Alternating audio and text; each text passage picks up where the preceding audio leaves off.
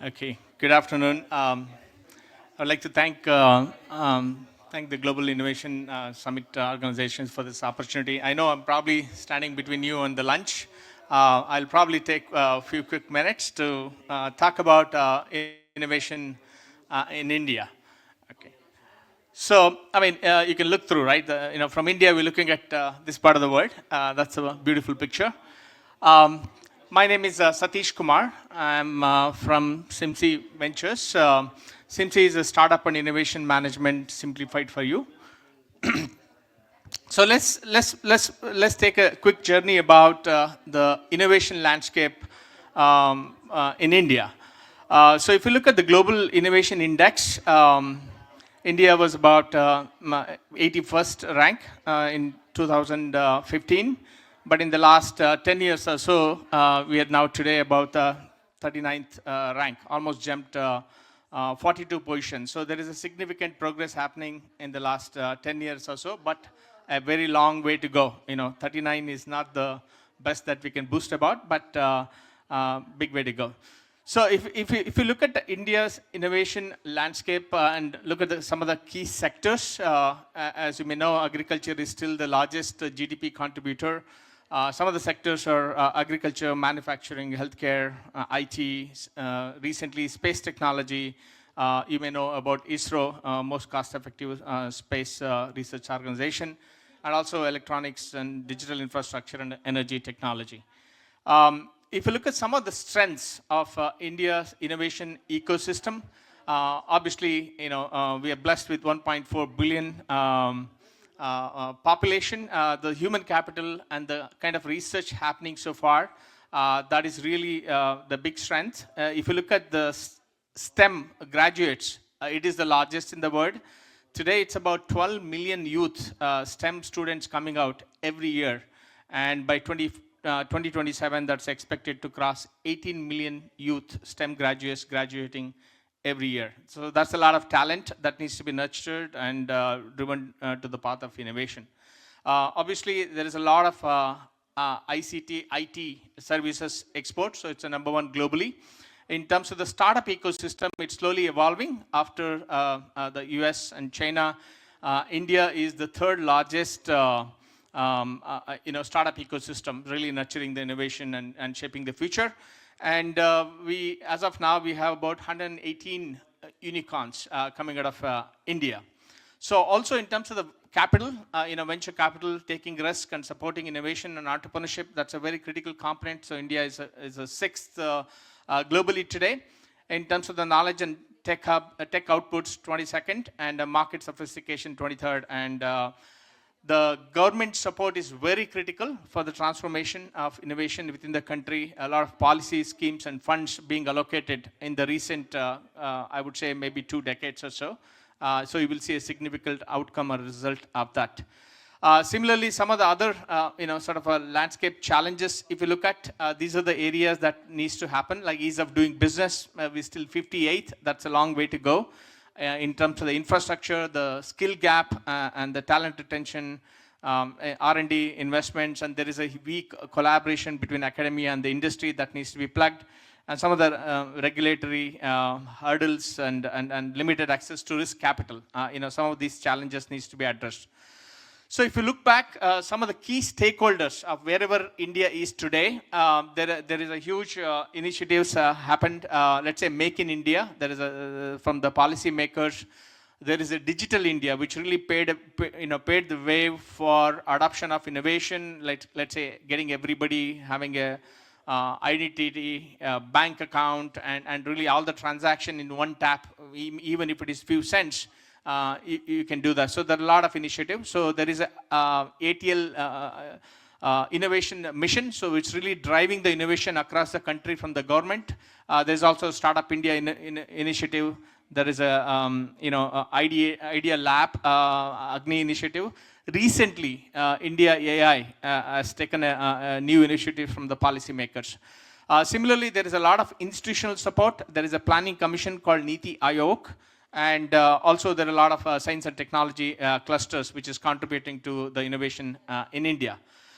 So if you look at the funding and investment, it is not as much as we would like to be. It's about 0.8% of the GDP. That also needs to be enhanced. If you look at what we saw is a government, what government is playing role. If you look at the private sector, there is a body called NASSCOM, which is really driving the innovation. A lot of the big companies like Reliance Group or Adani's or Mahindra, they've been really pioneering the innovation within the country. There are about almost 36% is coming from the private sector in terms of the contribution towards the innovation budget, of which about 70% of them are R&D institutions. Also, India, one of the biggest thing is it's a global capacity center. So a lot of global corporation, Fortune 500 companies have leveraged India as their global capacity center. So henceforth, the innovation is happening in a big way, that contributing in a big way. Also, recently there is a lot of open innovation model initiatives has been taken. Similarly, the academia also is playing a major role. If you look at in terms of the publications, the number of PhDs, the Center of Excellence, a lot of IIT, Indian Institute of Technology, and IM, Indian Institute of Management.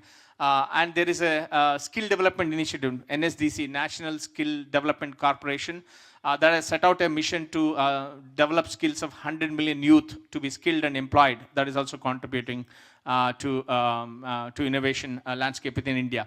So if you look at way forward, there is a lot more needs to be done.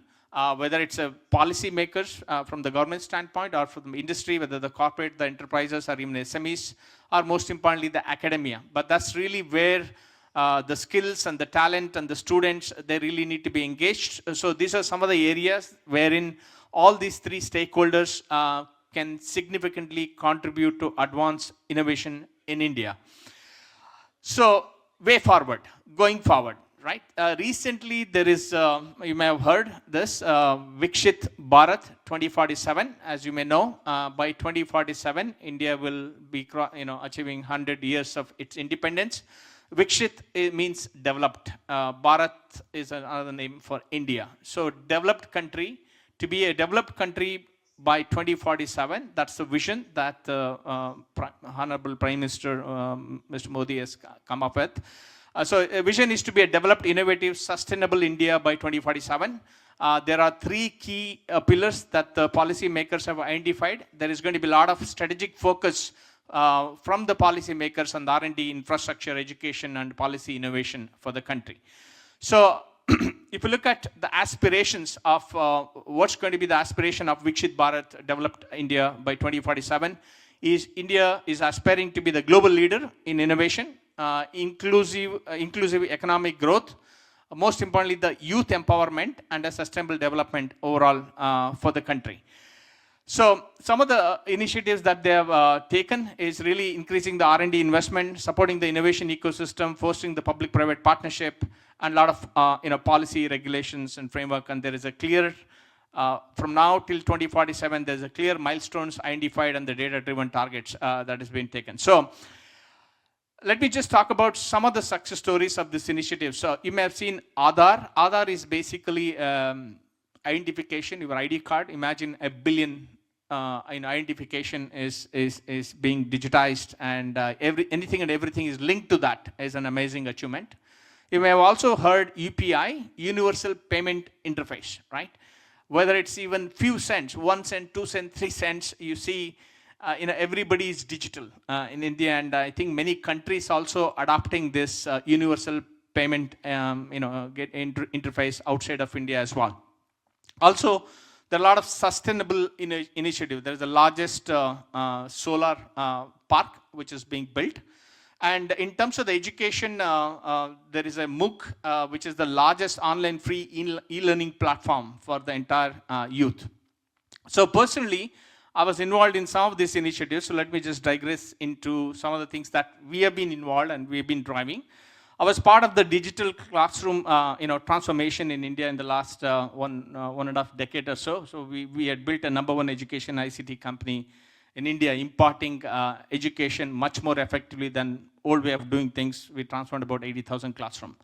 So as part of this vision, one of the pillars is startup and innovation. So we have Simsy Ventures, we are running this Vikshit Bharat startup and innovation mission. Let me talk about what we are driving, what really we really want to achieve. See, what is very critical today, I think we talked about over the last 1.5 days, is just not about innovation, how sustainable it is, right? I mean, 90% or 95% of the startups and innovation fail, right? Having more of the same is no good. For example, in India, we have 150,000 startups, right? Unless we address the sustainable or the success rate or reducing the failure rate, having the more makes no sense. It's only a disaster, right? That is one. So how do we ensure that we build an ecosystem which builds a sustainable innovation, which is scalable with a higher success rate, and most importantly, the impact. The impact, I think we talked about a lot.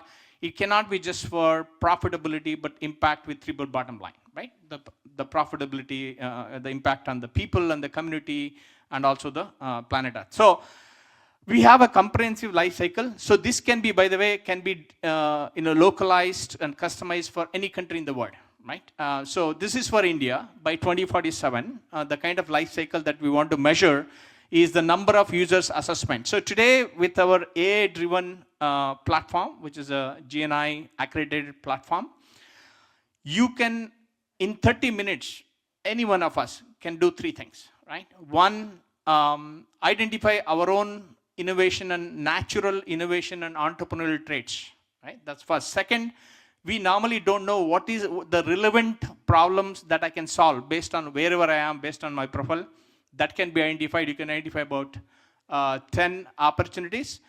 And most importantly, you can pick up a problem and develop a business model canvas. All this is possible through an AI platform in less than 30 minutes. And that's what we intend to take it to the entire world. So in terms of India, in terms of the goals, what we have sort of targeting is we want to assess the entrepreneurial innovation traits, how many 100 million we have kept as a target, and how many we can educate, how many ideas we can generate, how many founders and innovators we can develop the skills, and how many founders we can mentor, how many startups and innovators going to start their business, and how many gets funded, and how many jobs they're going to go create.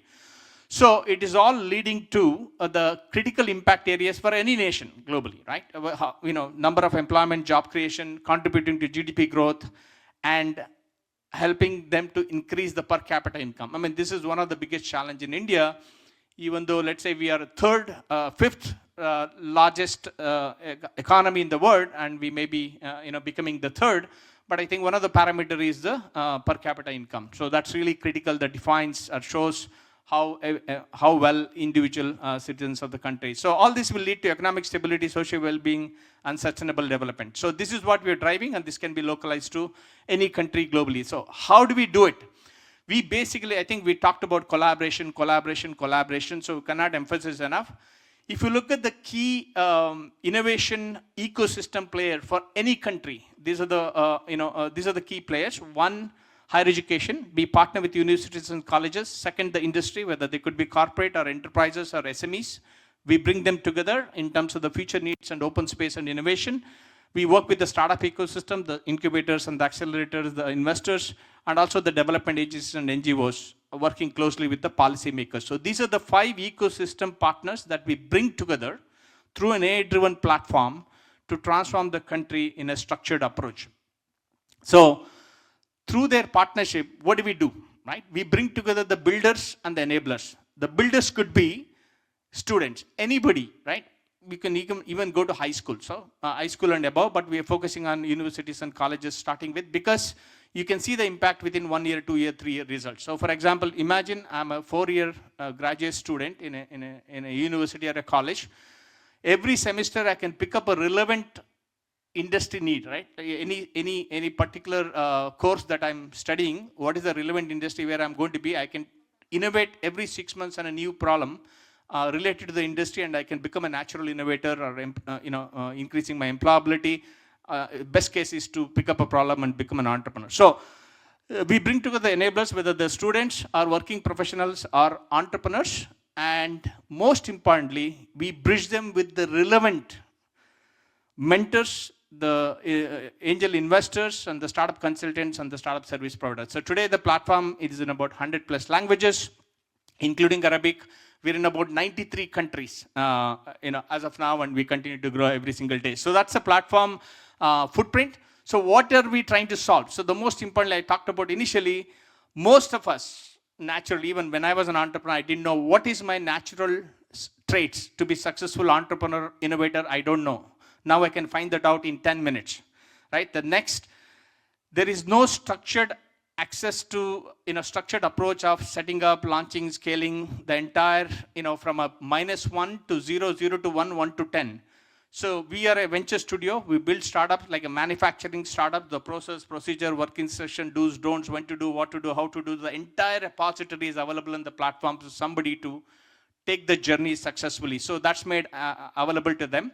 And most importantly, I talked about the failure rate, right? And the scale and impact. So all these problems that we are solving with a mission to democratize entrepreneurship and innovation for a higher success rate, scale and impact globally. So that's the vision we have taken. So the approach that we take is we cover the entire life cycle. From, it can start from assessment to education, skill development, pre-incubation, incubation, acceleration, fundraising, and taking the business to the global world. So the entire life cycle is digitized and available on the platform at the fingertips. And we partner with the ecosystem and hand-holding the builders and enablers. So let me take about an example of what we're doing in India with this initiative, right? So education. Our focus has been education because youth shape the future, right? So if you look at in India, number of universities, there is a big, 1,300 plus universities and about 52,000 plus colleges. The student enrollment every year is about 38 million, and there are key. So we are actually forging partnership with every university, every college. That's our dream, to transform them to be innovation and entrepreneurship hub. Right? That's the kind of a vision we are taking at an academics level. Second, at a policy maker level. So if you look at India, India has about 30 plus states and union territories, and it has about 800 plus districts. Unless we build a pocket or a community by, district by district, we won't be able to carry everybody forward. So what we are doing is that we are working with the district administrators. We have about 800 districts, wherein there is an initiative of Namo High Hub, right, Innovation Hub, which is the first district, India's district hub, where the transformation of innovation happening at a district level, and that's Mehsana district in Gujarat.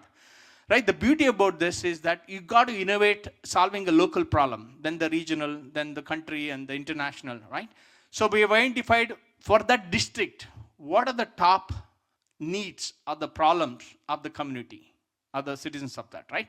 So we are innovating on those things and empowering, basically educating and empowering the builders and the enablers and working with the industry to transform. So this is going to yield significant impact on the results that we talked about in terms of advancing the innovation. So the good news is this Simsy platform is now available on, it's going to be available for the global GNI ecosystem for all the providers and the partners, and most importantly, I think 70,000 plus GNI ecosystem members. If you go to GNI and GNI centers, there's a platform center, is this platform available to all of you.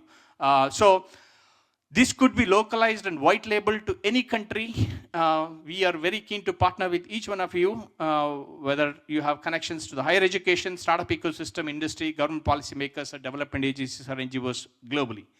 And most importantly, I talked about, at least in India, provides about 100 million youth to be innovators, right? So we're going to be launching the Global Innovation Institute India Center in March. So it's a very exciting time for us. So let me stop here. So maybe one quick poll that I want to hear from you in terms of, what you have seen so far, what India has progressed in the last 2 decades or so in terms of the innovation. What areas do you think the future of innovation most impact can come within India? I mean, I'm just going to ask whether technology, sustainable innovation, education, or policy reform, something else. So technology. Okay, 2, 3, okay. And sustainable innovation, right? Okay, quite a few people. Okay, education. Okay, the education seems to be so far the highest. And the policy reform. Okay, good, wonderful. Are anything else? Anything else? Music. Okay, wonderful. Thank you very much. I know I'm holding back, so hopefully this was useful. So we're very keen to work with each one of you. We want to transform the entire global community of youth and empower them to be innovators. So please feel free to reach out. Would love to connect with you, learn and collaborate to advance our shared mission to shape the future through innovation. Thank you very much.